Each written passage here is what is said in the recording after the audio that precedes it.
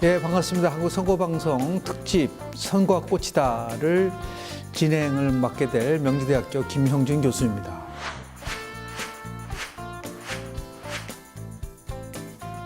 오늘 두 분의 패널분을 모셨는데요. 한 분은 오늘 스웨덴 린네대학에서 오신 최은혁 교수님 모셨고요.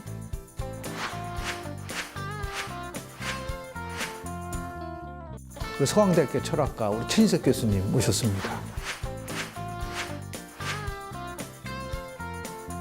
우선 최 교수님 이번 방한 하시면서 네. 한국행정연구원에서 사회 갈등 통합과 관련된 세미나 한 걸 알고 네. 있는데요. 네. 핵심적으로 강의 내용이 어떤 내용이 있었습니까? 두 가지 차원이라고 봅니다. 하나는 갈등 관리고요. 갈등의 반대편에 있는 통합이거든요. 결국은 우리가 이제 갈등을 가장 낮춰서 혹은 최소한으로 줄이고 혹은 예방할 수 있다면 통합이 될 수 있다. 근데 이제 핵심은 전 이번에 와서 이제 강연을 하면서 느낀 혹은 전달한 그런 메시지의 핵심은 갈등과 통합을 연결하는 고리가 있어야 된다는 겁니다. 그 고리를 어떻게 만들 것이냐. 그게 신뢰 정치입니다. 신뢰가 없으면요, 갈등 사회는 항상 갈등으로 남아있고 통합 사회가 유지가 안 됩니다. 통합이 잠깐 됐다고 하더라도 신뢰하지 않으면 바로 갈등으로 떨어진다.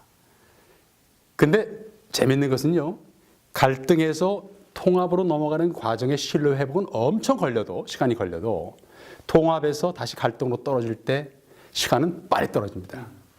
무슨 얘기냐면 신뢰는 빨리 식는다. 이게 민주주의의 어떤 하나의 과정인데, 통합과 갈등 사이에 들어가는 신뢰 정치를 어떻게 회복하느냐, 이 부분을 제가 강조했습니다. 우리 후쿠야마 교수도 신뢰라는 게 이제 사회적 자본이라는 얘기도 많이 했고요. 네. 더 나아가서 정치의 본질이라는 것은 결국은 사회 갈등을 통합하는 것이고, 그렇죠. 그리고 선거라는 것은 정치적 경쟁을 통해서 보다 효율적인 정부도 만들고 국민의 또는 민생과 관련된 문제를 얘기를 하는데, 이 철학적 관점에서 봤을 때 우리 그 통합 또 더 나아가서 민주주의 이런 것들에 대한 나름대로의 우리 최 교수님의 생각을 또 간단하게 좀 말씀을 좀 하셨으면 좋을 것 같습니다. 뭐 철학적인 관점이 따로 있기는 어려운 것 같고요. 아까 그 신뢰 말씀을 하셨는데 또 갈등, 통합. 근데 이런 것이 우리가 그 갈등을 통합하자, 신뢰를 발휘하자, 이런 주장을 가지고 그게 되는 일이 아니거든요. 그러니까 신뢰를 공유할 수 있는 능력, 혹은 또 갈등을 통합할 수 있는 능력, 이런 능력들이 있어야 되기 때문에 이제 근본적으로 인간의 문제로 돌아가는 것 같아요. 이 갈등을 통합할 수 있는 능력이 돼 있느냐. 우리가 그 스웨덴 정치를 많이 이야기하잖아요. 근데 스웨덴 정치를 이야기하면서 오랜 동안 그 갈등을 통합한 역사, 그 다음에 노사 합의를 이뤄내가지고 새로운 번영을 이뤄낸 그런 역사를 이야기하고 또 복지를 이야기하잖아요. 그런데 그런 일이 할 수 있었던 배경에는 스웨덴만 가지고 있었던 저력이 있었던 것 같아요. 우리가 스웨덴 하면 복지만 생각하는데 그 군수산업이 아주 잘 발전된 나라고, 그 다음에 그 세계 중앙은행 시스템을 최초로 실시한 나라고, 그 다음에 핀란드도 정복한 역사가 있고, 그러니까 제국을 운영해 본 그런 기억이 있는 나라거든요. 그러니까 그 갈등을 통합해 본 기억이 있어서 그것을 다시 해낼 수 있는 저력이 있지 않았을까. 그러니까 우리가 민주주의라는 것은 핵심은, 저는 시민이 주인이 아니라 그 주인이라는 뜻을 함의는 가장 중요한 게 책임성이라고 보거든요. 이게 민주주의는 왕정을 무너뜨리고 등장한 새로운 정치 시스템 아닙니까? 그런데 그때는 왕이 모든 책임성을 가졌거든요. 재화를 분배하고 역사의 책임성을 왕이 발휘했단 말이에요. 그런데 그 왕이 그 역할을 이제 잘 못하는 시대가 됐으니까, 그러면 그 재화를 소유하고 분배하고 확대하는 이 능력을 가진 시민들이 역사적 책임성을 발휘하겠다 해서 나온 게 이제 민주주의잖아요. 그러니까 그런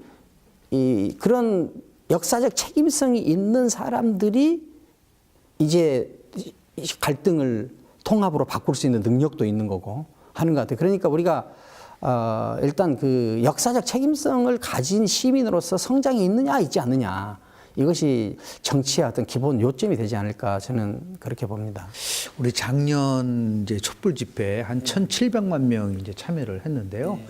그때 가장 많이 우리가 들은 얘기가 국민 주권의 시대를 연다고 얘기를 했고, 그리고 헌법에 대한 얘기를 좀 했었어요. 그렇죠. 예. 대한민국 헌법 제1조 1항, 대한민국은 민주공화국이다.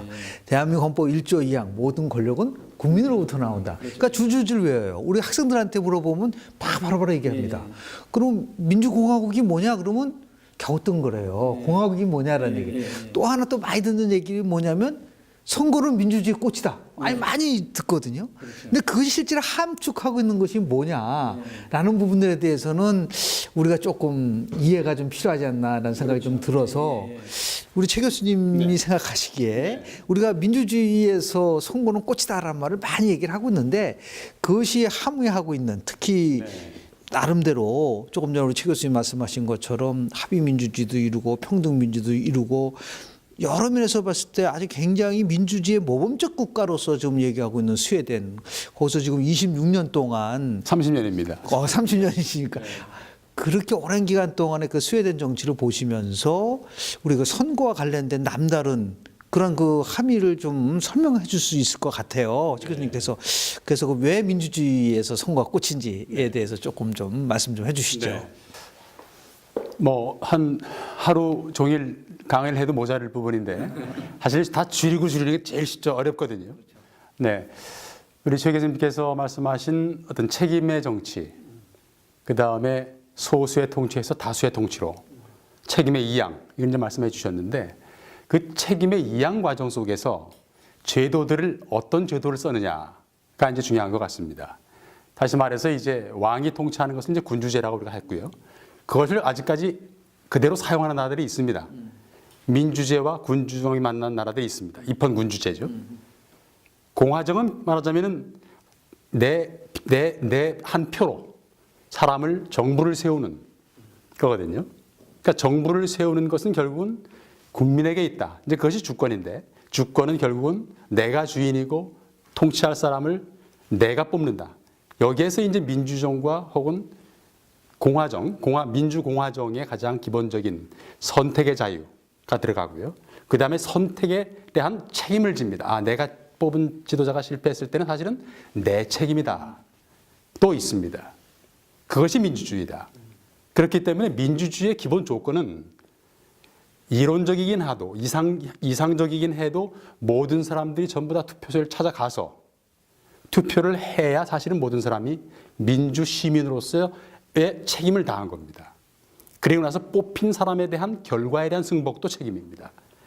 실패된 것도 사실은 정치인의 실패, 정당의 실패인 것도 같지만 제도의 실패인 것도 같지만 내가 잘못 뽑은 나의 책임이기도 합니다. 책임을 남에게 전가하지 않는 것은 민주주의의 기초라고 저는 봅니다. 이것이 제대로 뿌리를 내린 나라가 스웨덴이다. 금방 이루어졌느냐? 아닙니다. 시간이 엄청난 갈등이 있었고요. 노사 갈등이 있었고 그다음에 진보와 보수의 갈등이 있었고요. 이 갈등을 풀어나간 과거가 있었다. 이 과거 속에서 1918년도에 처음으로 이제 입헌 그 군주제에 제대로 뿌리를 내려서 그 대의주의를 뿌리를 내렸는데 처음에는 민주주의가 잘 뭔지 모르니까 투표에 참여율이 낮습니다. 투표에 참여율이 낮아가지고 처음에는 40% 수준. 그것을 회복하는데 60%까지 회복하는데 20년이 걸립니다. 그리고 다시 이제 80년대 들어와서 이제 복지 정치, 생활 정치가 들어오면서 사람들이 세금을 많이 내게 되니까 모든 것은 나의 호주머니로부터 시작되더라. 정치가 내가 낸 세금이 어떻게 쓰여지는지, 어떠한 정책이 나오는지, 그리고 어떤 사람이 이걸 어떻게 쓰는지 귀와 눈을 아주 그냥 쫑긋 열고 쳐다봐야지만, 들어야지만 사실은 이게 발견될 수 있는 부분이거든요. 그래서 모든 사람이 참여하는 책임의 정치는 곧 축제처럼 모든 사람이 참여해서 나의 대표를 뽑는 축제처럼 결국은 축제에는 여기도 앞에 꽃이 있습니다만 잔치에는 항상 꽃이 있지 않습니까?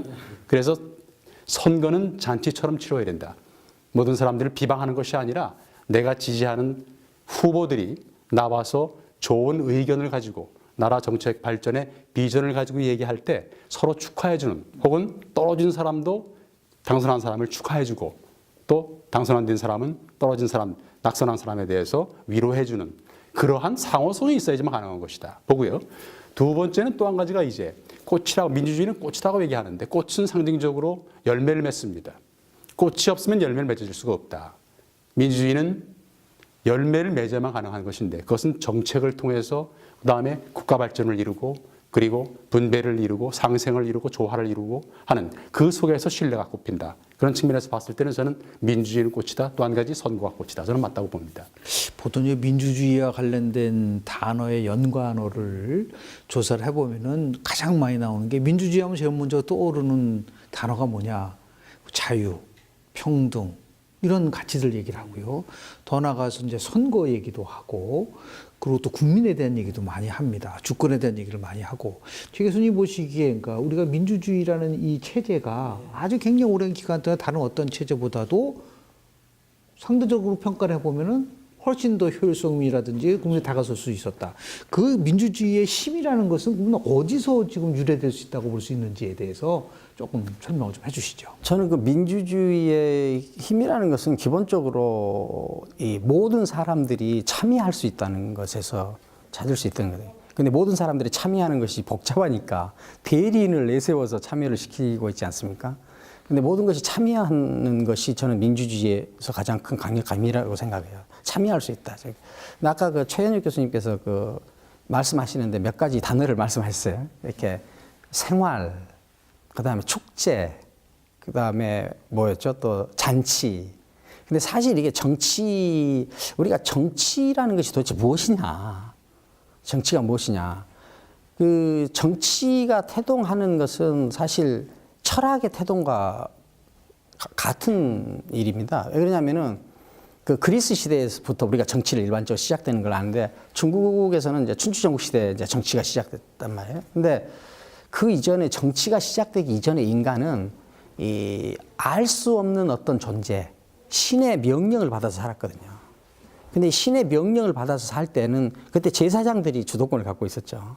신의 명령을 받아서 사는데 그때 신의 명령을 받아서 살던 이 사회가 사회 경제 조건이 달라지면서 신에 대한 신뢰가 무너지고 인간이 주도권을 가져왔어요.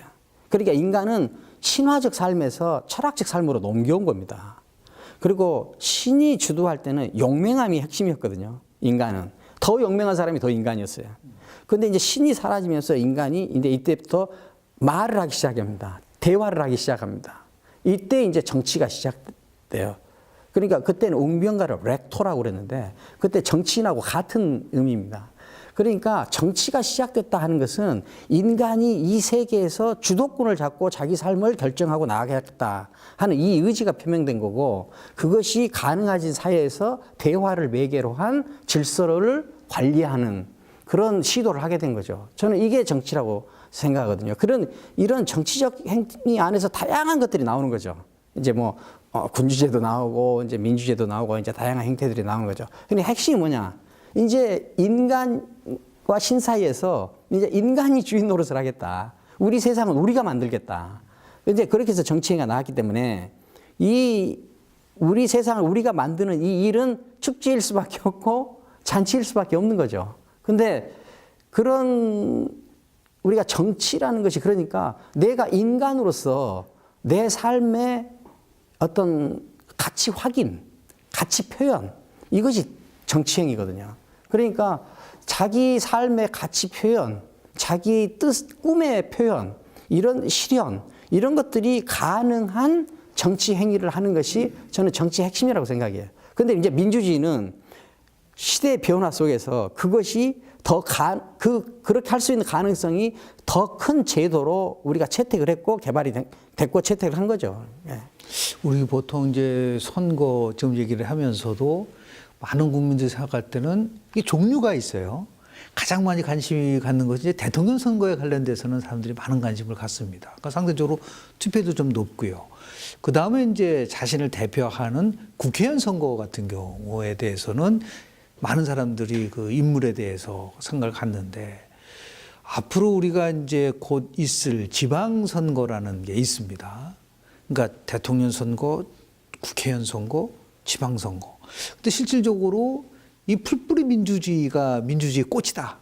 선거의 꽃이다라고 얘기하는 부분들도 많습니다. 이걸 우리 최근에는 달리 표현하면은 이 동네 민주주의가 제대로 되기 위해서는 이런 생활 민주주의가 나름대로 활성화돼야 된다. 이 토크빌이라고 하는 이 프랑스 사상가가 약 한 180년 전에 미국을 방문을 해서 도대체 미국의 민주주의는 왜 성공을 했을까? 프랑스 혁명은 실패를 했는데 그래서 그 연구를 해서 쓴 책이 바로 미국의 민주주의라고 하는 아주 굉장히 고전적인 책이 있습니다. 그 내용을 보면은 미국의 민주주의가 저렇게 풀뿌리 민주주의가 될 수 있었던 거는 두 가지에 대한 얘기를 핵심적으로 얘기를 하는데 하나가 바로 타운홀 미팅. 예를 들어서 공회당에 모여서 마을의 문제를 주민들이 같이 함께 나눔으로써 이 문제를 풀어가는 이런 전통들이 만들어지면서 생활민주주의가 꽃을 피웠다는 거죠. 그것이 이제 모여서 미국 같은 이제 연방이라는 것이 만들어졌는데 우리는 조금 이제 반대였었던 거죠. 95년도에 제1회 지방 선거가 있었지만은 위에서 아래로 내려주는 부분들이 있었단 말이죠. 두 번째 이제 토크빌이 주장했었던 거는 뭐냐면은 그건 교육이었었다. 예를 들어서 메이플라워를 타고 신대륙으로 넘어왔었던 이 청교도들이 1620년인데 실질적으로 전 세계적으로도 굉장히 유명한 하버드 대학교 같은 경우가 1638년도에 만들어집니다. 그러니까 이 많은 시민들을 교육을 통해서 성숙한 시민으로서 성장할 수 있게끔 만들어준 토대가 결국은 생활민주주의의 핵심이 된다를 지적을 했는데요. 스웨덴 같은 경우도 엄밀하게 따지면은 이 생활민주주의, 특히 풀뿌리 민주주의가 이게 강한 나라라고 저는 생각을 하고 있는데요. 어떤 면에서 특히 우리가 좀 주목을 좀 해야 되는 것인가에 대해서 최 교수님 좀 말씀 좀 해주시죠. 예. 두 가지 차원으로 볼 수 있을 것 같은데요.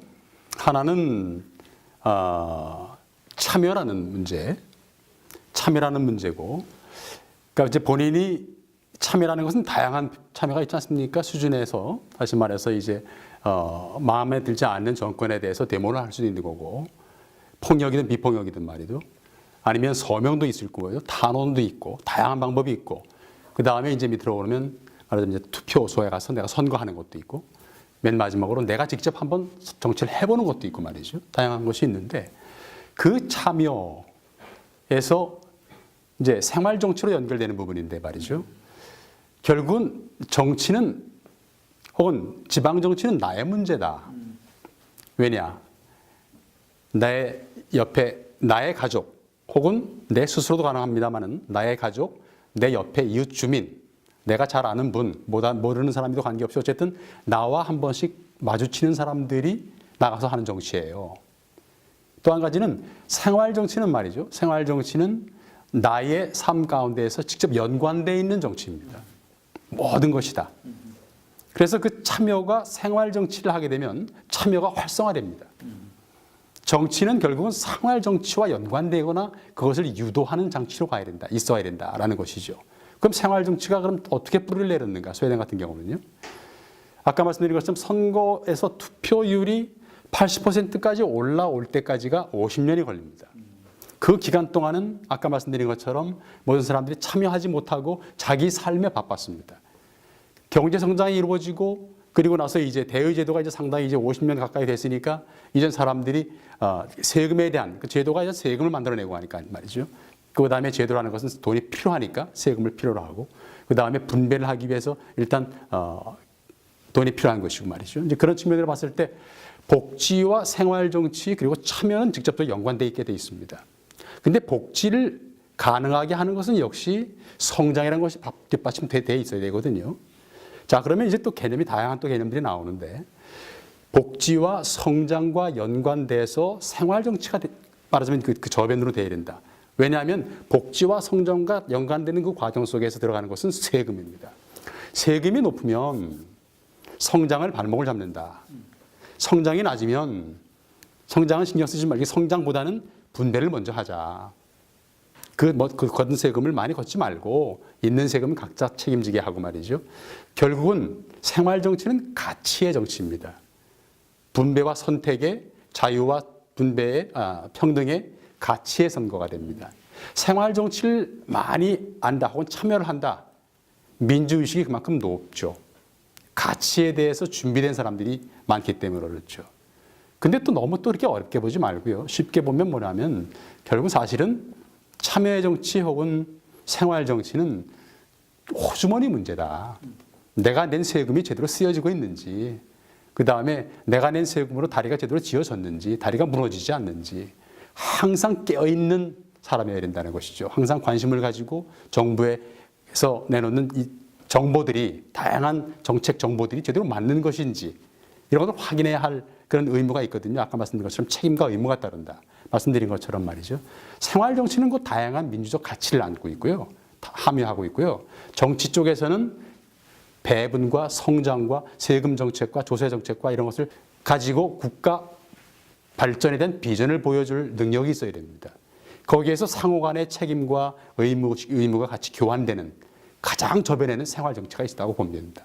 지금 최 교수님 말씀하신 거의 핵심은 우리 민주주의를 얘기를 하면서 권리 얘기도 많이 얘기를 하지만 이 책임에 대한 얘기를 참 많이 합니다. 그러니까 우리가 책임지는 유권자로서 어떻게 이 민주시민으로서 성장할 수 있는 것인가.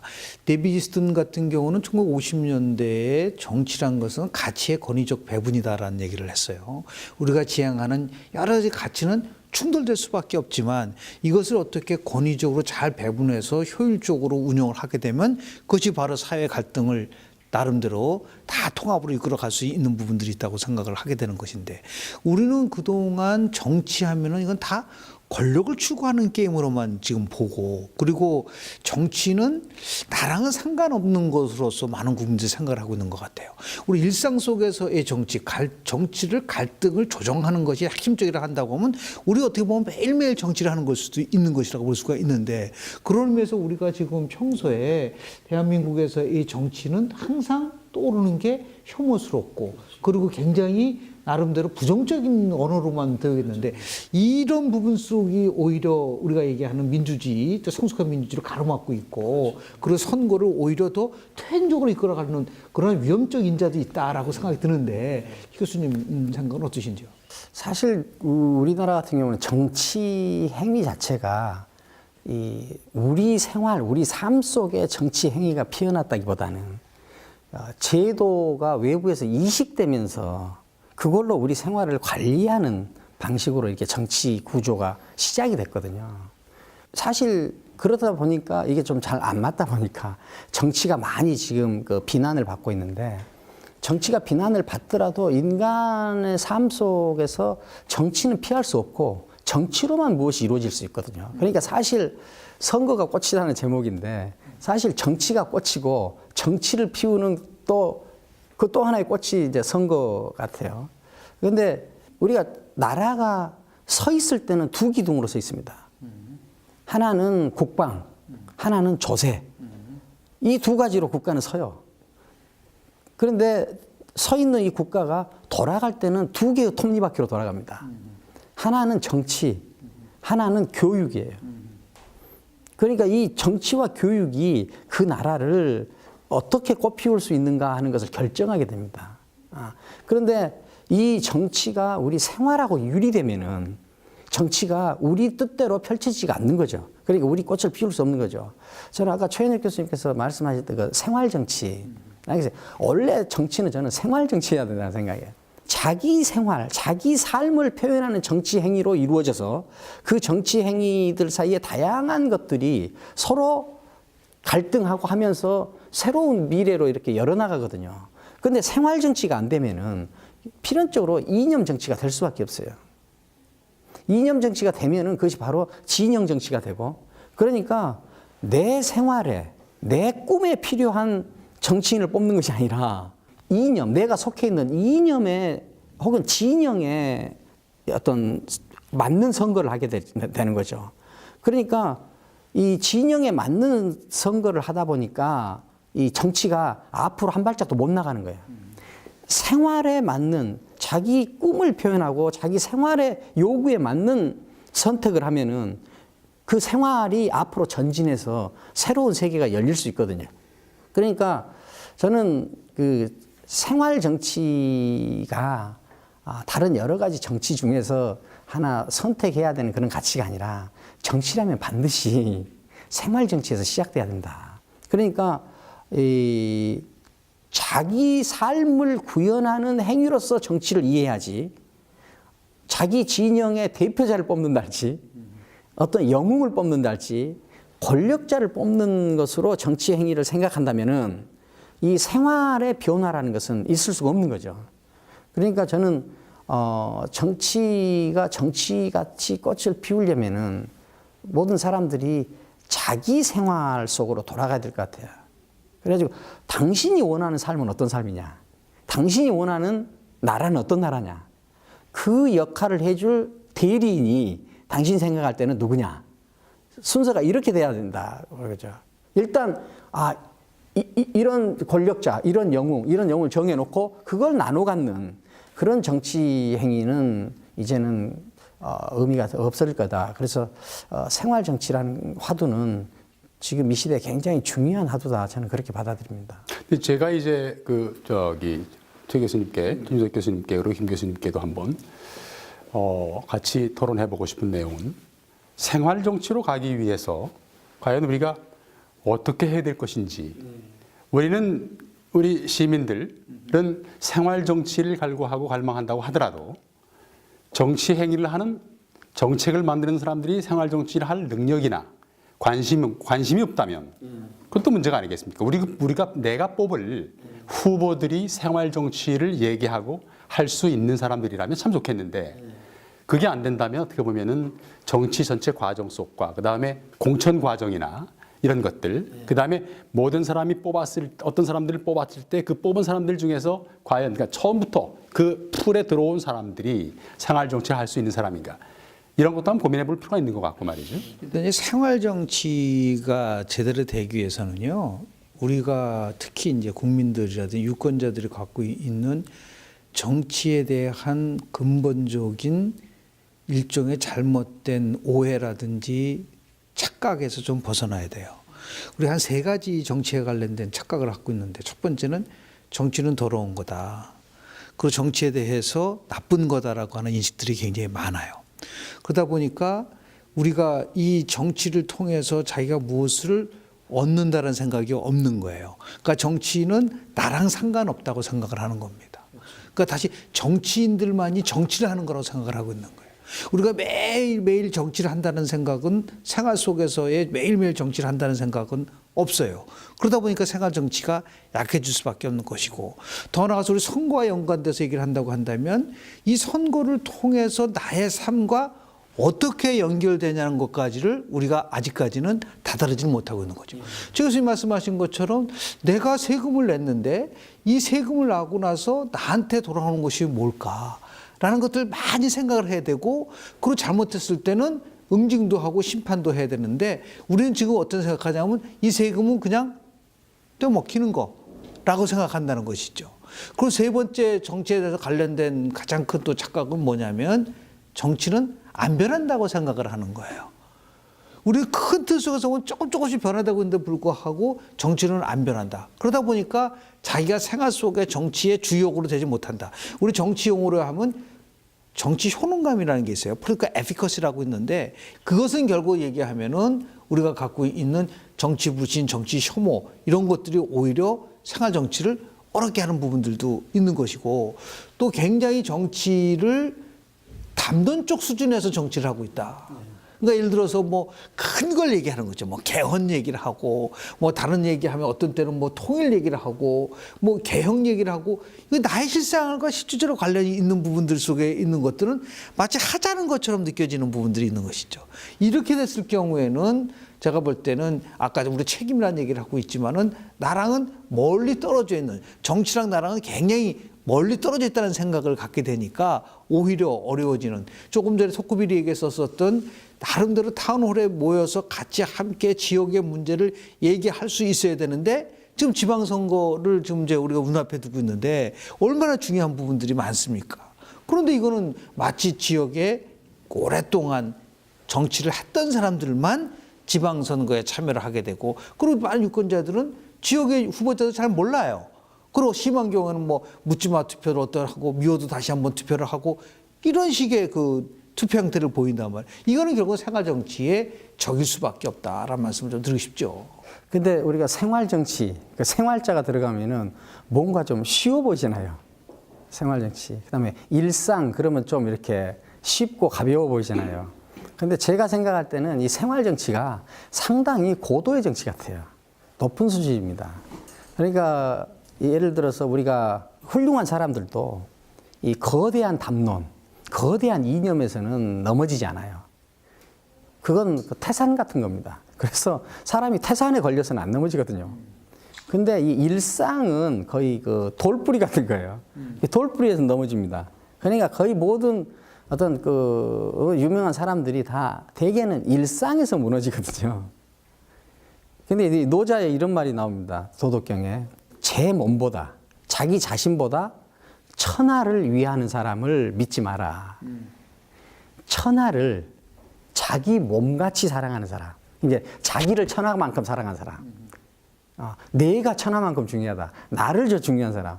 이 사람을 믿어라 그러거든요. 그러니까 우리가 선택을 할 때 이념적으로 정해진 사람을 선택하는 것은 매우 쉽습니다. 그건 사고를 할 필요가 없어요.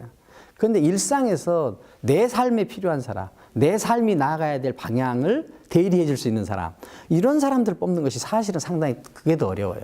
그러니까 생활 정치가 상당히 고급 정치인 것 같아요. 그러면 다른 말로 얘기하면 우리가 생활 정치는 저는 이렇게 이해를 하고 싶은데 정책을 통해서 내가 선거 행위를 할 수 있을 때, 그러니까 사람들이 좀 지역을 나누고요, 또 패거리 정치를 하고 이런 것들은 엄밀하게 따지면 생활 정치랑 전혀 아니죠. 근데 이 정책 선거 얘기하는데 굉장히 실은 쉬운 건 아니에요. 그래서 이제 우리 최 교수님한테 자연스럽게 여쭤보고 싶은 거는 이 스웨덴 정치를 하면서 정책의 중요성에 대한 얘기도 많이 하고, 그리고 아주 특히 어렸을 때부터 자연스럽게 정책에 관련된 토론을 하고, 특히 이제 스웨덴 같은 경우에 우리가 이제 주목하는 것 중에 하나가 뭐냐면 바로 알마달렌 정치 박람회라는 것이 있지 않습니까? 저희도 2014년도에 같이 이제 참여도 했고 청년 6명을 같이 그 참여시켜서 실제 생활 속에서의 정치가 어떤 것이냐라고 하는 일종의 정책 선거에 대한 그런 밑거름을 우리가 좀 경험을 했었었는데요. 무엇보다도 최근에는 이제 우리 정책 선거에 대한 관심이 굉장히 크고, 우리가 이제 포퓰리즘 정치 같은 경우는 또 생활 정치랑 멀 수가 있는 거란 말이죠. 그런 의미에서 이제 최 교수님께서 아주 오랜 기간 동안에 이 스웨덴의 그 알마달렌 이 정책 박람회 관련돼서 연구도 많이 하시고 참여도 하시고 했기 때문에 거기에 대한 우리 좀 소개 좀 해주시고, 앞으로 또 올해도 이 알마달렌 정책학교를 좀 운영할 계획을 갖고 계신데요. 그 부분에 대해서 조금 좀 우리 설명을 좀 해주시기 바랍니다. 알메달레라는 곳이 이제 워낙 매년 7월 초, 그때가 이제 스웨덴의 전통적인 5주 휴가가 시작하는 첫 주입니다. 그 첫 주에 휴가 모드로 들어간 상태에서 우리나라의 제주도와 같은 고틀란드가 하는 섬에서 스톡홀름에서 배로 한 3시간 걸리는데 말이죠. 그 섬에서 정치에 대한 얘기. 일단 정치라는 약간 큰 어떤 그 담론으로서의 정치가 아닌 말 그대로 생활 정치가 어떤 한때 정책의 다양한 그 토론에 맛집처럼 그 맛집에 있는 다양한 그 음식처럼 나오거든요. 그 다양한 이제 맛을 보게 되는데, 그럼 왜 생활 정치냐? 거기에 와서 그걸 보고 또 얘기를 하는 사람들의 과연 누구냐를 보면 참 재밌어요. 그걸 이제 설명하기 위해서 저는 정당 명부제를 설명해 주고 싶은데, 그 유럽에서 소개된 이제 정당 명부제 같은 경우가 이제 스웨덴도 이제 일찌감치 받아들이고요. 정당 명부제 지금 이제 예를 들어서 스웨덴도 올 9월에 선거가 있습니다만, 그 선거에서 이제 한 달 전부터 이제 부재자 투표를 하기 때문에 집에 이제 날라옵니다. 집에 날라오면 각 정당들이 8개 정당이 있는데 그 8개 정당들의 정당 명부가 이제 오죠. 그럼 이제 그 용지를 이렇게 보면은요. 1번 이제 스벤손이 이제 스웨덴 이름을 우리나라 쓰면 김암계 이렇게 쓰는데 스벤손 누구 이렇게 나옵니다. 그 옆에 나이 그리고 직업이 나와요. 그 직업이 참 다양합니다. 참 직업이 다양해요. 현직 이발사, 미용사, 교사, 또 뭐 판매상, 개인 사업자, 정치를 행위하는 사람, 그 중에서 뽑혀서 정치를 행위하는 사람은요, 우리 옆집에, 우리 동네에서 경제 활동을 하시는 분들입니다. 이게 생활 정치다. 내가 직접 참가하지 않아도 나의 목소리를 내줄 사람들이, 지역사회의 문제를 알고 있는 사람들이 정치를 합니다. 그런 사람들이 이제는 조금 더 한 단계 올려서 기초지방자치단체에서 광역을 이제 정치 얘기를 하게 되고요. 광역을 얘기하다가 또 이제 전국, 국가 얘기를 하게 되죠. 정확히 제가 통계적으로는 안 빼봤습니다만 이런 과정이 어렸을 때부터 일찌감치 정치에 관심을 갖고 청년위원회에서 들어가서 활동하는 게 대개 12, 3세, 3, 4세입니다. 그러면 이 아들도 엄마, 아버지가 아까 말씀드린 것처럼 나가서 이제 정치 활동하시는 분들도 있고, 일반적으로 집에서 혹은 엄마, 어머니, 아버지와 혹은 학교 사회 그 과목에서 그 목마름을 채우지 못한 아이들, 가치 문제에 막 눈을 뜨기 시작하는데, 다른 얘기입니다만 16세가 되면 가치에 눈을 뜨고 자기 소견이 완전히 갖춰진답니다. 그래서 지금 오스트리아와 그 다음에 노르웨이 이쪽에서는 지금 16세로 개정하려고 합니다. 선거권, 투표권을. 그래서 저는 일찍 들어가서 가치에 대한 교육을 받고, 그러고 나서 정치에 직접 참여해서 진출하는 사람들이 모두가 내 주위의 사람들 혹은 생활에 연관되어 있는 사람들이 정치를 하게 때문에 이것이 생활 정치다. 생활 얘기를 해주기 때문이 아니라 그 안에 들어가서 하는 사람들이 생활 정치의 주역들이었습니다. 이게 가능한 거고요. 그래서 저는 이제 알메달렌과 연관지어서 본다면은, 알메달렌이 이제 1968년도에 시작한, 올해로 이제 50년 된 행사예요. 근데 50년 된 행사에서 무엇을 하느냐 하면 이제 와가지고 그런 얘기들을 합니다. 모든 내 주위에 그런 여러 가지 널려져 있는 내용들, 다시 말해서 다리를 건설해야 되느냐 마느냐, 가두 판매를 허용해야 되느냐 안 해야 되느냐, 이런 이슈까지도 지역의회에서 토론하게 되는데, 다양한 이제 그런 이슈들이 생활 이슈들이 알메달이라는 데 들어와가지고 모든 정치인, 기초, 광역, 그 다음에 국회의원들, 그리고 각 정당 대표들, 이런 사람들이 들어와서 이제 그런 얘기를 해주거든요. 그러니까 거기 들어와가지고 쉽게 휴가 한번 와서 정치 혹은 정책을 접할 수 있는, 이것이 생활 정치의 연장이 아닌가 싶습니다. 2014년도에 우리 알메달렌 정치 박람회에 갔을 때요, 제가 굉장히 인상적이었던 건 두 가지였었어요. 하나는 뭐냐면, 그는 정당만 참여하는 것은 아니었었다. 그러니까 뭐 노조도 참여했고 시민단체도 참여하고 여러 참여를 했는데, 거기서 제 기억으로는 한 3,000개 정도의 세미나가 있었어요. 근데 그 3,000개 세미나가 대부분은 정치성은 거의 없었다. 거의 정책과 관련된 세미나가 중심이 돼서 이루어졌기 때문에, 이것이 바로 이제 스웨덴의 민생 정치와 연결된 부분들이 아닌가. 특히 이제 관심 있었던 부분은 이런 것까지도 다루더라고요. 어린아이들이 제일 먼저 안경을 쓸 때 어떤 안경을 써야지만이 눈을 계속해서 보호할 수 있는가, 이런 것들을 가지고 세미나를 이뤘었어요. 그러니까 우리는 뭐 이건 별로 중요하지 않다고 생각하는 건데도 불구하고, 이것이 과연 세미나의 토픽이 될 수 있을까라고 생각하는 거하고, 더 나아가서 노조라든지 아니면 우리가 얘기하는 기업들에 대한 세미나 가면 굉장히 쟁점이, 우리 같은 경우는 투쟁적인 세미나를 가지고 얘기할 것 같은데 그렇지 않았었다는 부분들이 있었고요. 더 나아가서 제가 우리 같이 갔었던 6명의 우리 청년들에게 우리가 미션을 주고 인터뷰를 하라는 그런 부분들이 있었었는데, 그중에 보니까 굉장히 초등학교 학생이 발견해서 그 초등학교 학생한테 인터뷰를 한번 해봐라. 그래서 이제 물어봤던 게 뭐였냐면, 여기 어떻게 해서 참여를 하게 됐느냐라고 물어보니까 이 초등학교 학생이 한 말이 뭐냐면, I like politics. 나는 정치를 굉장히 좋아한다.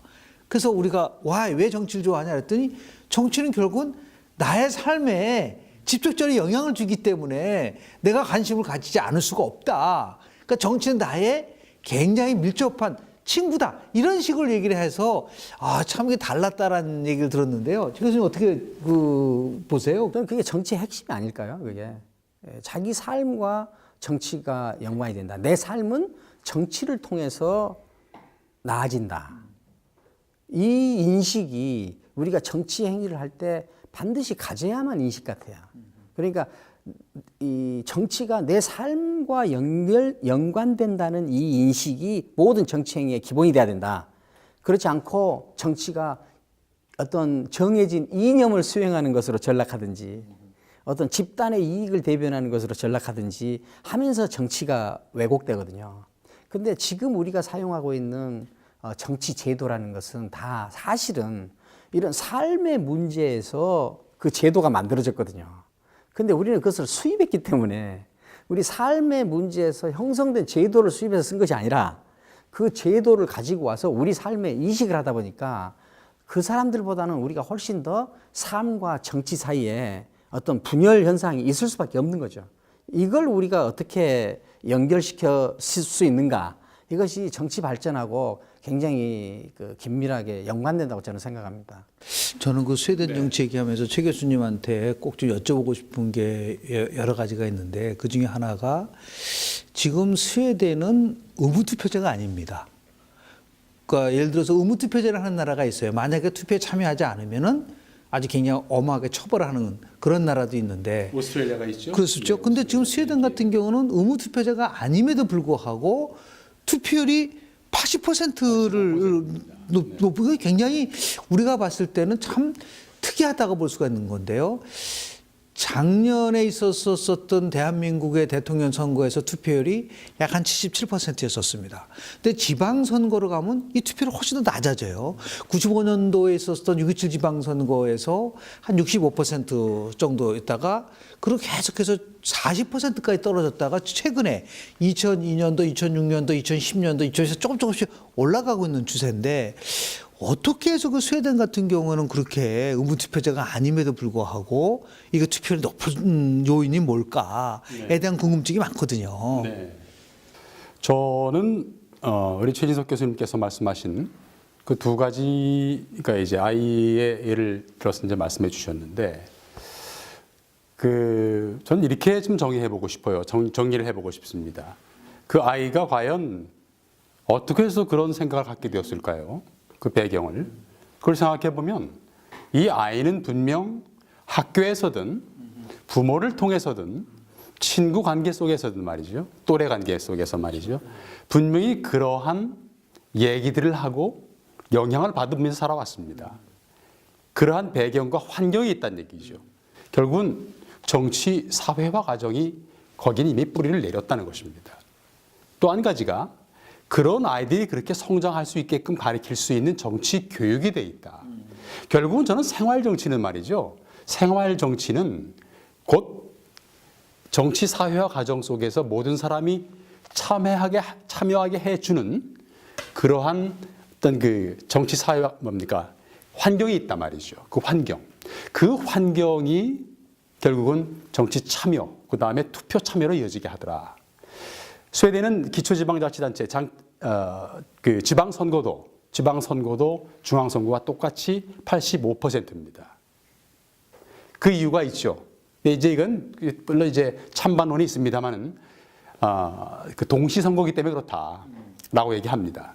제가 이제 스웨덴에 있는 동안에 그 지방선거관리위원회 위원장도 해보고 그랬거든요. 선거구위원장. 그러면 이제 거기에서 보면 어떤 사람은 그럽니다. 투표를 중앙선거가 진짜야? 그거 하나만 던지고 가는 사람이 있어요. 그런 사람도 간혹 있는데 대개의 경우는 3장을 집어넣죠. 하나는 국회의원, 하나는 광역, 하나는 기초. 그 3장을 집어넣고 가요. 노란색, 파란색, 흰색. 이렇게 넣고 가거든요. 그 행위 자체가 결국은 실생활의 연장선상이다. 또 한 가지가 그런 환경이 있었기 때문에 가능했다. 저는 큰 맥락 속에서는 쉽게 얘기하면 생활정치지만 말이죠. 우리 생활정치가 그냥 편한 정치 사회화 과정이라고 보면 되는데 이제 그것이 그런 환경이 안 갖춰져 있는 게 문제인 것 같아요. 여러 가지 이제 원인이 있을 것 같은데 일단은 쉽게 접근할 수 있는 정치적 단어들, 용어들이 생활정치를 하는 사람들이 쉽게 풀어내가서 설명하기 때문에 그렇더군요. 그런 얘기가 있고요. 그러니까 그런 그 설명을 하고 있고 또 한 가지가 아까 말씀드린 것처럼 정치 교육과 사회화가 자연스럽게 이루어져 있는데 그 역할을 해주는 정당들이 있더라. 정당들이 있더라. 그 정당들이 아이를 일찌감치부터 데려가서 교육을 시키고 데려가서도 아니죠. 사실 찾아가는 거죠. 아이들이. 노크를 하는 것은 먼저 학생들입니다. 찾아가서 이게 궁금한데 평등이 궁금해요. 자유가 뭐죠? 이런 얘기를 가지고 들고 가는 거죠. 근데 그게 정치 행위 자체가 내 삶의 표현이다 하는 인식이 기본적으로 전부 있어서 그게 가능한 것 같아요. 사실 우리나라 정당이 저는 아직 우리나라는 좀 극단적으로 이야기하면은 정당이 좀 아직 안 갖춰진 상태가 아닌가 싶은데 이 정당이라는 것이 기본적으로 이런 생각을 펼치면서 살고 싶은 사람들끼리 모여가지고 그걸 가지고 다른 사람들을 설득해가지고 이렇게 살아보자 하는 모임이 정당이거든요. 그런데 우리는 이런 삶을 구현하는 장치로서 정당을 만들지 않고 어떤 정치적 이념을 공유하는 사람들끼리 집단을 이루는 것을 정당으로 지금 하고 있기 때문에 이게 그 정치가 생활로 내려오기가 상당히 힘든 구조가 되어 있는 것 같아요. 근데 그 스웨덴 선거제도 중에서 아주 독특한 것 중에 하나가 실은 투표용지와 관련된 게 참 독특해요.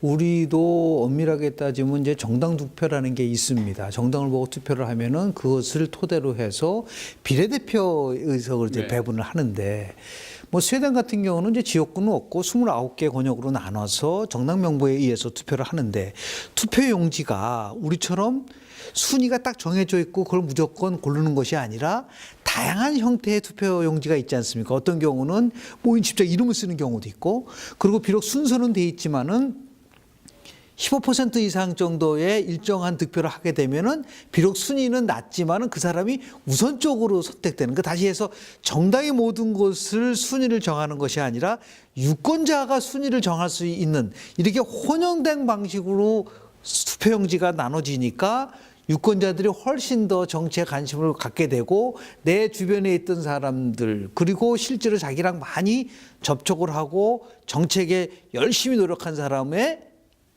후보의 이름을 직접 씀으로써 같이 소통할 수 있는 이런 것들이 또 스웨덴의 새로운 모습으로 또 그리고 이것이 투표를 높일 수 있는 하나의 장치가 아닌가라는 생각을 하게 되는데요. 네. 실질적으로 어떻게 그걸 보세요? 스웨덴에서 세계에서 없는 그런 정부 부처가 있습니다. 네. 민주주의 장관이 있습니다. 민주주의 장관은 항상 제도에 대해서 다시 한번 곱씹어보고 어떤 문제점들이 있는지 국민들이 어떤 유권자들이 뭘 굴편하고 있는지 그다음에 민주주의를 제대로 구현하기 위해서 국민의 목소리가 제대로 전달이 되고 있는지 이런 고민들을 하는 사람들인데 대의 정치에 대한 기본 제도에 대한 연구이기도 하고 또 문제에 대한 해결책을 제시하는 곳이기도 한데요. 뭐 하나 해결하려면 또 이제 SOU 제도라 그래가지고 정책 결정 과정 속에서 1년 내지 2년 정도의 연구 기간이 있습니다. 한국 같은 경우는 아주 빨리는 좋은데 빨리 가는 게 사실은 늦게 갈 수도 있거든요. 왜냐하면 이제 그 갈등을 유발하는 건 사실은 이건 국력 소모거든요. 시간은 걸려도 천천히 가는 게 사실은 빨리 가는 것이다. 거기에는 국력 소모를 할 그러한 여지가 전혀 없기 때문에 말이죠. 이미 합의를 했기 때문에. 자, 그런 측면에서 봤을 때 이제 제도를 얘기를 하는데 스웨덴은 먼저 네거티브 전략이라는 게 있었습니다. 이렇게 그 정당 명부에서 1등부터 10등, 10명이 있습니다. 1위부터 10위까지 있는데 그 지역구에서 이 정당에 일반적으로 한 20%를 받는다 그러면 한 4등까지는 당선 가능성이 있는 사람이 있어요. 그러면 이제 후보자들 같은 경우 4등까지는 마음 놓고 있는 거죠. 근데 그래서 이제 그 이전에 개혁 이전에는 부정 요소를 네거티브 전략, 다시 말해서 내가 싫어하는 사람을 긋는 거를 했었습니다. 그럼 이 사람은 1등에서도 15%를 만약에 이제 뭡니까 선택을 받으면 아웃이에요. 아웃이에요. 이렇게 하다 보니까 네거티브한 점이 강조가 되더라. 그러지 말고 밑에 있는 사람, 보이지 않는 사람이지만 내가 선호하는 사람을 끌어올리는 것도 재밌겠다. 더 낫겠다. 민주주의에서. 이게 긍정적인 면 아니겠습니까? 부정적으로 이 사람을 퇴출시키는 게 아니라 이 사람은 실력이 있는 것 같다라고 판단되는 사람을 선호 이제 기호토 표제를 해가지고 선호돼서 15%를 받은 사람이 1위로 올라서죠. 네, 이런 식으로 돼가지고 정당 대표들이 많이 그 말은 이제 비록 네. 네. 4위까지가 당선 가능성인데 비록 8번째에 자기가 지금 등록돼 있지만 열심히 선거운동 기간 동안에 주민들과 접촉을 해서 그 15% 이상을 네. 득표를 하게 되면 비록 8등이지만은 네. 당선권으로 들어갈 수 있다는 1위로 올라갈 수 있고 4위는 바깥으로 떨어지는 그러한 일종의 시스템을 지금 갖고 있다는 얘기죠. 그래서 이런 점들도 과연 이제 이 부정적 요소를 안고 있는 거를 긍정으로 바꾸자 하는 것도 사회적 토론을 하게 됩니다. 2년 동안에. 2년 동안에 이제 그 1, 2년 동안에 주로 이제 상임위원회가 이제 만들어지면 특별위원회가 만들어지면 이제 그걸 가지고 논의하는 거죠. 부정적인 것을 측면을 긍정으로 좀 바꿔보자.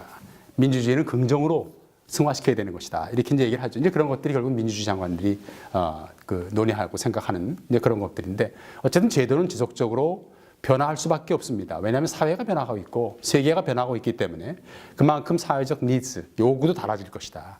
그러면 민주주의는 언제든지 제도는 언제든지 바꿔야 된다는 어떤 그런 기본적인 철학 위에는 진짜 항상 그 문제점을 개혁해 바꿔나가는 그런 노력이 필요하지 않을까 저는 이렇게 생각을 합니다. 그 스웨덴 얘기하면서 우리가 이제 빼놓지 않고 꼭 얘기해야 될 부분 중에 하나가 바로 평등민주주의라는 부분 아니겠습니까? 자유민주주의와 이제 평등민주주의라는 부분들이 있는데 스웨덴의 민주주의라는 거는 이른바 3C 하나는 컴프로마이즈 타협하고 코퍼레이션 협조하고 컨센서스 합의를 일어나는 이런 과정 속에서 실질적으로 여성의 참여, 또 여성의 대표성이 굉장히 이제 강화되는 부분들이 있습니다. 우리는 아직까지도 그런 면에서 보면은 이제 선거를 통해서 남녀가 동등하게 참여할 수 있는 구조로 만들어줘야 되는데 아직까지 이제 특히 지방선거를 포함해서 여성의 실질적 대표성이 굉장히 떨어지는 부분들이 있어요. 그러다 보니까 큰 틀 속에서 보면은 좀 여성이 차별을 받고 있는 것은 아니냐라 그런 부분들도 지적이 되고 있는데요.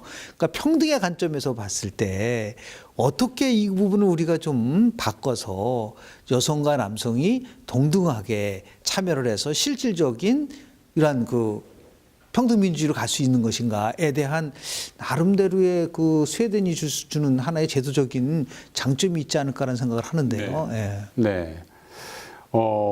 일단 아까 말씀 나눴던 그 참여와 연관돼서 말이죠. 여러 가지 참여의 단계가 있고 종류가 있는데 그 참여에서 남성이 참여를 하는 그런 정치에서 남성과 여성이 같이 참여하는 이제 그런 정치로 나가는 과정 속에서 스웨덴이 이제 어떻게 하느냐를 한번 들여다보면 재밌을 것 같고요. 유효한 어떤 그런 대답을 얻을 수 있을 것 같고요.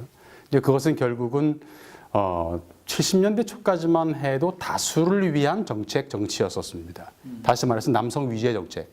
여성은 아예 없었죠, 거기에는.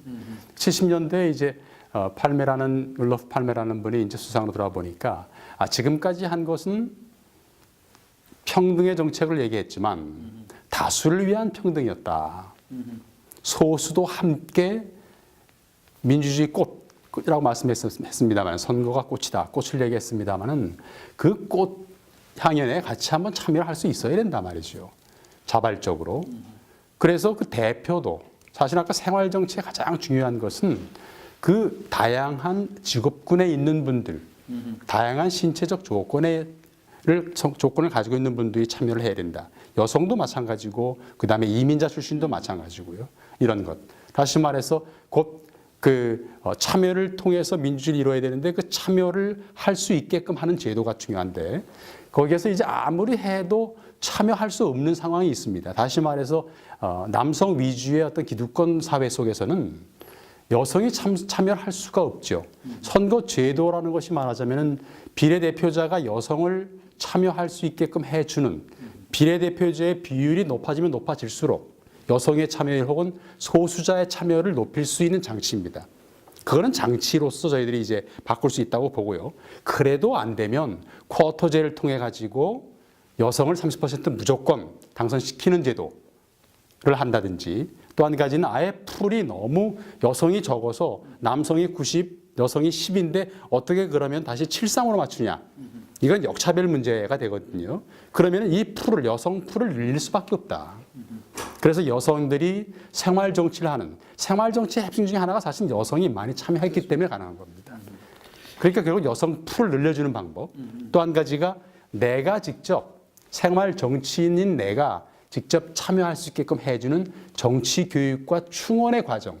이것이 함께 맞닿아서 가야 된다. 톱니바퀴처럼 맞닿아야만 된다. 저는 이렇게 생각을 합니다. 우리 정치권에서 가장 큰 문제 중에 하나가 이런 지적을 많이 해요. 우리 정치인들이 갖고 있는 가장 핵심적인 문제 중에 하나가 철학의 빈곤이다. 이런 얘기를 많이 합니다. 그러니까 정치인으로서 갖고 있는 공인인식이라든지 역사의식이라든지 강한 도덕성이라든지 이런 것들이 없다. 그러다 보니까 유권자들 입장에서 봤을 때는 저 사람이 저 사람이고 그 결국 별 차별을 못 느끼니까 아예 그럼 나는 아예 그냥 투표 참여하지 않겠다라는 부분들도 많고 그래서 진짜 정치 더 나가서 선거의 질을 높이기 위해서는 정치인과 후보자의 질도 같이 함께 높아져야 되지 않느냐라는 부분들을 많이 합니다. 그러면서 봤을 때 제가 조금 전에 너무 이제 좀 비약적이게 한 것도 있지만 뭐 철학의 빈곤이란 말도 했지만 우리 정치 지도자들 또 정치인들이 가져야 될 근본적인 자질에 대한 문제 이것도 굉장히 중요한 그런 그 우리가 고민해야 될 부분이라고 생각하는데요. 최 교수님, 네, 한번 좀 말씀 좀 해주시죠.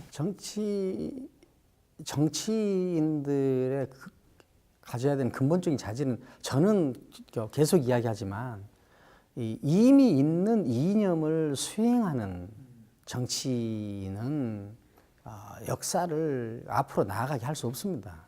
그러니까 이건 엄청난 이게 성숙인데요. 이 진영을 벗어나서 어떻게 스스로 독립된 시선으로 세계를 보고 거기에서 비전을 만들어내는가. 그러니까 이 학습된 이념을 철저하게 수행하려는 이념가적 정치인이 아니라 우리 꿈을 펼칠 수 있는 정치인, 이런 정치인으로 좀 이렇게 성숙을 해야 될 것 같아요. 근데 여기서 한 가지 저는 지적하고 싶은 거는 우리가 유권자들이 정치인들을 많이 이렇게 욕하거든요. 그런데 그 정치인들은 이 유권자들이 뽑았어요. 사실 정치인하고 유권자의 이 차이라는 것이 그렇게 크지 않습니다. 이런 유권자적 토양에서 이런 정치인이 나올 수밖에 없는 거거든요. 그러니까 저는 이게 단순히 정치인의 문제가 아니라 우리가 어떤 정치 행위를 하는 문화를 가지고 있느냐, 정치에 대해서 우리는 어떤 인식을 하고 있느냐 하는 문제가 더 근본적인 것 같아요. 그러면 연장선상에서요, 최 교수님. 선거가 꽃이다라고 하는 큰 명제 속에서 좋은 후보가 저는 좋은 선거를 만든다고 봅니다. 그렇다고 하면 좋은 후보를 우리가 어떻게 길러내느냐라는 것도 국가로서는 큰 하나의 기능이라고 좀 보고 우리 유권자들이 절실히 요구하는 부분일 수도 있는 것 같아요. 그래서 우리보다 먼저 성숙한 민주주의를 이루고 있는 뭐 스웨덴을 포함해서 유럽의 정치를 오랫동안 연구를 하셨기 때문에 그래서 뭐 30대 장관도 나오고 40대 총리도 나오고 하는 그런 부분들을 보면서 우리도 이제는 젊은 정치 포함해서 정말 수준 높은 정치로 갈 수 있는 그러한 좋은 후보를 만들어낼 수 있는 여건이나 조건이나 우리가 무엇을 준비해야 되는지에 대해서 우리 사회가 에 대해서 좀 말씀 좀 나눠주시기 바랍니다. 너무 어렵게 접근할 필요는 없는 것 같습니다. 제가 보기에는요. 아까 우리 김 교수님께서 말씀하셨던 예를 들었던 그 아이가 저는 정치가 좋아요. 거기에서부터 시작하면 될 것 같아요. 정치가 좋아요를 할 수 있게끔 한 그 환경은 어디서 나왔느냐. 가정교육에서 부모로부터 나왔습니다. 부모의 정치적 수준이 일단 올라져 있습니다. 학교에서 사회 과목을 가르칠 때 평등적 가치를 가르치고 자유에 대한 가치, 선택에 대한 가치를 가르치는데 더 중요한 것은 더불어 함께 사는 사회에 대한 그 각각 개개인들의 책임성, 인성, 그리고 배려, 그걸 가르친 다음에 창의성을 가르칩니다. 넌 1등이 되어야 돼가 아니라 너는 이 사회 속에서 꼴찌라도 좋아. 하지만 네가 재밌는 거, 잘하는 거 이거를 해라라고 했을 때 그 사회가 그런 사람들이 성공할 수 있게끔 대해주게끔 해주는 환경이라면 전 이게 어떻게 보면 정치를 바꿔나가는 가장 기초가 아닌가 이렇게 생각하거든요. 벨기에든 네덜란드든 혹은 뭐 다른 여러 나라들, 북유럽 국가들 중에서 28세 9세 그 청소년 장관이 28세가 됐었어요. 네. 그리고 31세, 어쨌든 30대 초 장관들이 많습니다. 처음에는 제가 이제 처음 가서 이제 유럽 정치를 볼 때 느꼈던 것은 저런 어린 사람들이 무슨 정치를 할까? 그건 잘못 봤었던 거였습니다. 이 사람의 정치적 30대라고 하지만 정치적 배경은 정치적 수준은 이미 15년 동안의 그런 수련 과정을 거친 사람들이더라. 일찌감치 들어가서 자유와 평등에 대한 가치를 고민하고 자기가 좋아하는 정말 이 가치에 대해서 고민하고 같이 그다음에 먼저 앞서갔던 선배들이랑 같이 얘기해가면서 여름 캠프 때 가가지고 말이죠. 놀러 다니는 게 아니라 학원 다니는 게 아니라 같이 가가지고 가치를 공유하는 사람들과 같이 토론하고 그런 얘기를 하죠. 영국에서도 영국을 이끌었던 많은 그 지도자들 혹은 엘리트들이 국가 발전에 대해서 고민하고 먹거리를 고민한다. 어린아이들이 말이죠. 저는 그래서 그렇게 봅니다. 정치를 쉬운 정치로 하되 모두가 다 신뢰할 수 있는, 그러니까 좋아할 수 있는, 그죠? 좋아할 수 있는 환경을 만들어주는 것이 중요하다. 그래서 각 가정이나 그리고 학교에서나 이제는 조금 우리가 좀 한번 우리가 그 컴퓨터에서 포매팅, 리세팅 있잖아요. 한번 새롭게 시작해보자. 새롭게 시작하는 마음으로 우리 사회를 한번 전반적으로 바꿔보자는 얘기죠. 경쟁 사회에서 창의적 교육을 통해서 꼴찌도 좋다. 하지만 네가 좋아하는 거 해서 세계 1등 돼보자. 이 주의로 나간다면 뭐 세계 1등까지 사실 필요 없어요. 그죠? 내가 좋아하는 거 내가 만족하면 그러면서 자연스럽게 이 사람은 세계 1위가 돼 있을 겁니다. 핵심 문제 리셋 코리아 말씀을 하셨는데 리셋 코리아의 또 핵심이라는 게 또 교육을 말씀하셨잖아요. 한쪽은 세금이고 한쪽은 교육이라는 얘기를 하셨던 것처럼 특히 우리가 성숙한 시민으로서 그 민주주의를 좀 더 발전시킬 수 있게 하기 위한 그러니까 성숙한 시민으로서의 가장 기본적으로 우리가 필요한 부분들에 대한 것들이 어떤 것인가에 대한 부분들도 좀 말씀을 좀 해주시기 바랍니다. 저는 이게 좀 너무 추상적으로 들릴 수 있지만 나는 누구인가 이런 것을 좀 계속 물을 수 있는 교육 환경을 제공해야 될 것 같아요. 그래서 내가 나로 존재하는가, 그 다음에 내 꿈을 펼치는 사람인가, 아니면 내가 다른 사람의 꿈을 대행하는 사람인가, 아니면 다른 사람들이 집단적으로 정해놓은 이념을 수행하는 사람인가. 이것을 항상 묻게 해서 내가 나로 사는 것이 위대해지는 길이다. 그것이 창의적으로 나가는 길이다. 그것이 어떤 성숙한 사회를 이루는 힘이다. 이거를 좀 많이 알게 해줘야 될 것 같아요. 그래서 이 정치가 지금같이 어떤 정해진 어떤 것을 정해놓고 서로 가지려고 아귀다툼을 하는 정치가 된달지, 그 다음에 서로 어떤 갈등을 해소하고 타협하는 정치가 아니라 갈등을 증폭시키는 이런 정치들은 대개는 자기가 자기로 존재하는 것이 아니라 어떤 꿈의 대행자나 어떤 이념의 대행자로 존재하기 때문에 그렇거든요. 그러니까 저는 이게 정치 행위라는 것이 사실은 이 삶의 방식이 드러나는 삶의 형태가 조정되는 하나의 시스템이거든요. 그러니까 이 삶에 관한 인식이 어떻느냐가 이 정치 환경을 굉장히 다르게 만들 것이다. 그렇게 함으로써 이 사람들은 자기가 하는 행위 하나하나가 사회에 영향을 끼치는 것이고 나라에 영향을 끼치는 것이다. 그러면서 어떤 그 책임자로 등장할 수 있을 것 같아요. 그러니까 이 책임성 이것을 자각할 수 있는 그런 교육 환경을 만들어 주는 것이 좋은 정치 환경이나 정치 지도자를 만드는 어떤 환경의 토대가 되지 않을까. 근데 최근에 그 우리 선거 이론에 의하면은 인포메이션 쇼커 시어리라 그래가지고요. 그러니까 추지틀 이론이라는 게 있어요. 그러니까 유권자들이 많은 정보를 가지고서 투표를 하는 것이 아니라 제한된 정보를 가지고 확신에 차서 한다는 거예요. 그러다 보니까 어떤 경우는 페이크 뉴스에 의해서 쉽게 무너지고 감성적 투표를 하게 되고 또 뭐 몇 년 전에 옥스퍼드 쪽에서 얘기한 거는 우리 포스트루스 탈진실한 거 자기가 믿고 싶은 것만 믿다 보니까 이게 오히려 선거라든지 이런 쪽에서 잘못된 선택할 수 있는 부분들이 많습니다.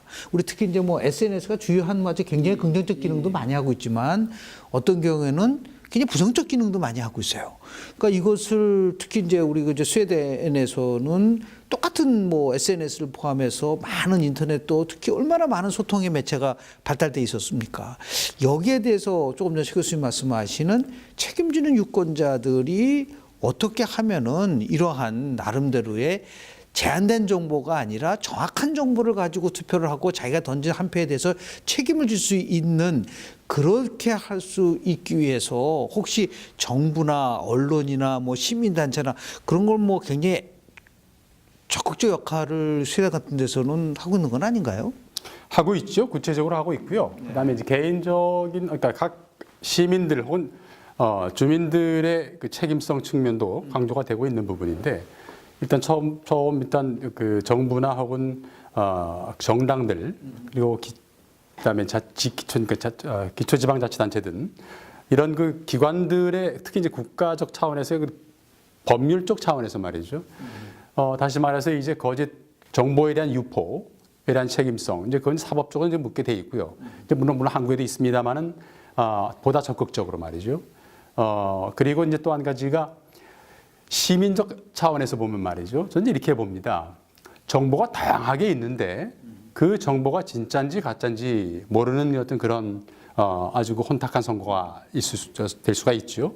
이제 그런 경우에 저는 생활 정치가 뿌리를 내린 상황 속에서는 사실은 이제 그게 큰 문제가 되지 않아요. 왜냐하면 워낙 그 사람들이 그런 자세한 수치까지도 알고 있는 사람들입니다. 항상 국제 비교를 해보면은 정치 지식이라는 게 있죠. 정치 지식에 대한 평가해보면 북유럽 사람들이 특히 이제 네덜란드, 독일까지 포함해가지고 이 북유럽 전체 그 유권자들이 정치 지식이 높습니다. 아주 그냥 간단한 그런 어떤 그런 팩트부터 해가지고 상당히 많이 알고 있죠. 신문도 일단 읽고 있고 TV 뉴스 같은 건 말이죠. 어떤 걸 본인이 찾아서 그 다양한 인포메이션들을 정보들을 찾아서 읽고 있고 또 한 가지가 그 검증에 대한 책임은 사실은 말이죠. 내가 뽑은 지도자, 내가 한 행위에 대한 책임은 사실은 자기에게 있는 겁니다.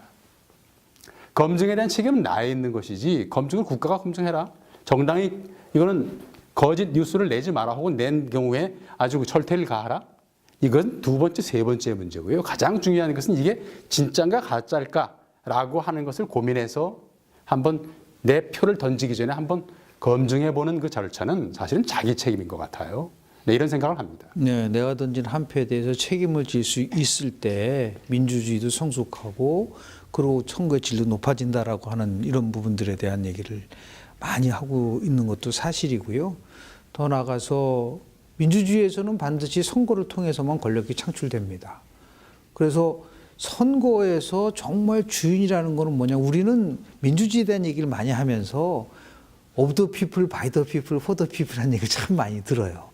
근데 of the people은 있었고 by the people은 있었는데 국민을 위한 for the people은 아직까지 조금 덜한 게 아니냐라고 하는 비판도 많이 받고 있고 그런 의미에서 이제 이번 지방선거가 우리 국민들이 더욱더 한 단계 올라갈 수 있는 중요한 기회가 될 수 있는 그러한 또 우리 민주주의를 더 성숙하게 만들 수 있는 이런 계기가 될 수 있을 거라고 보는데요. 이제 마지막으로 우리 최 교수님 우리가 좀 더 그 선거가 꽃이 되고 민주주의를 좀 한 단계 업그레이드 시킬 수 있기 위해서 이거 하나는 꼭 필요하다라는 거로 말씀하는 거로 좀 마무리도 하도록 하겠습니다.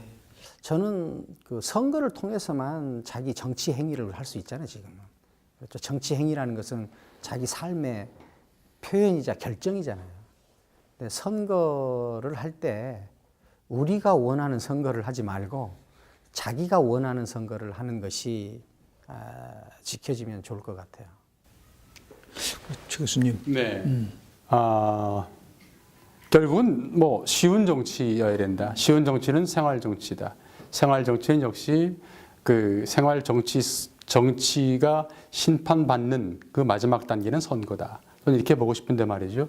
근데 이제 그걸 이렇게 쉽게 풀어 나갑니다만은 결국에 가지고 이제 그러한 것을 가능하게 된 환경을 바꿀 수 있는 어떤 정치적 문화에 대한 그 거대한 어떤 그 흐름을 바꿔줘야 되겠다. 다시 말해서 이 물줄기를 바꿔주지 않으면 엉뚱한 정말 아주 그냥 그 바다로 들어가는데 하나 바꿔주면 지류를 하나 바꿔주면 다른 어떤 그런 그 강물과 그다음에 바다를 이뤄냅니다. 바로 이제 이 지점에서 우리는 지방선거가 작은 것이 아니다. 작은 것부터 큰 것을 이루는 이제 그런 측면에서도 그렇고 말이죠. 생활의 정치를 완성하는 것은 역시 지방정치, 그다음에 선거입니다. 결국은 이제 내가 책임을 가지고 내가 참여하는 것이 참 제일 중요한 것 같고요. 생활 정치인들이 많이 정치에 투입되고 내가 직접 그 정치에 가서 좀 영향을 미칠 수 있을 때 그것은 제가 보기에 결국은 그 선거가 꽂힌 그런 그 민주주의 축제 속에서 민주주의가 더 업그레이드 되지 않겠나 이런 생각을 합니다. 저는 이제 개인적으로 5분만 투자하면은 대한민국의 민주주의는 2단계, 3단계 업그레이드 된다는 얘기를 많이 합니다. 이제 선거가 가까이 오면은 우리 각 가정마다 선거 홍보물이 들어오게 돼 있는데요. 그 홍보물을 뜯어보지 않고 쓰레기통에다 버리는 거는 민주주의를 죽이는 거라고 봅니다. 반드시 그 홍보물을 보고 비교를 하고 그리고 그 정보를 토대로 해서 투표를 해야 된다. 또 하나는 우리 중앙선거관리위원회에 들어가면은 이 정책과 관련된 것들에 대한 것들을 자세하게 제공을 하고 있거든요. 모르고 찍는 것은 큰 틀 속에서 보면은 선거를 좀 어떤 면에서 볼 때는 좀 기능을 약화시키는 것이다. 알고 찍어야 된다. 그리고 특히 지방선거 때는 후보를 알고 찍었다라는 비율이 25%밖에 안 돼요. 이거는 민주주의를 우리가 어떻게든 위협하는 요인이 될 수가 있기 때문에 중앙선거관리위원회에서의 각 정당들이 중요한 정책과 관련된 것들을 다 제출해가지고 우리 홈페이지에서 잘 정리가 돼 있으니까 그래서 하나하나씩 다 이렇게 적극적으로 들어가서 체크를 하고 투표를 해야지 정말 성숙한 시민이 되고 그것이 우리가 바라는 선거의 질도 높여줘서 대한민국의 민주주의가 업그레이드 될 수 있다는 말씀을 좀 드리면서 오늘 장시간 동안 우리 선거와 관련된 특집을 했는데요. 한국선거방송 특집 자돔에 선거가 꽃이다라는 것을 마무리하는 그런 시간을 갖도록 하겠습니다. 고맙습니다.